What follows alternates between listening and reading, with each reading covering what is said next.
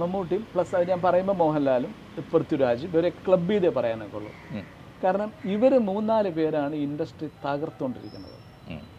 കാരണം it's A business. നമ്മളൊരു ഒരു ഒരു ഒരു കലാരൂപം എന്നുള്ള രീതിയിൽ മലയാളത്തിൽ നല്ല സിനിമ ഇറങ്ങിയിട്ടുണ്ടെന്ന് ചോദിക്കുകയാണെങ്കിൽ ഇല്ല, കലാമൂല്യമുള്ള സിനിമ ഇറങ്ങിയിട്ടേ ഇല്ല മലയാളത്തിൽ. അങ്ങനെ ഇറങ്ങും നമ്മൾ കൊട്ടിഘോഷിക്കുന്ന സിനിമകളൊക്കെ ഇൻ്റർനാഷണൽ ലെവലിലുള്ളതൊക്കെ ആണെങ്കിൽ വളരെ മീഡിയോക്കറാണ്.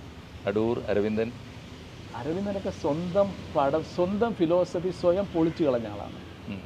സംസാരം പാടില്ല, അധികം സംസാരം ഇല്ല എന്നുള്ളതാണ് അരവിന്ദനൊക്കെ പറഞ്ഞ ഒരു സിനിമ. നിങ്ങൾ റെനയുടെ ഹിറോഷിമ മോണോമർ നോക്ക്, നിറയെ ഡയലോഗാണ് അല്ലേ.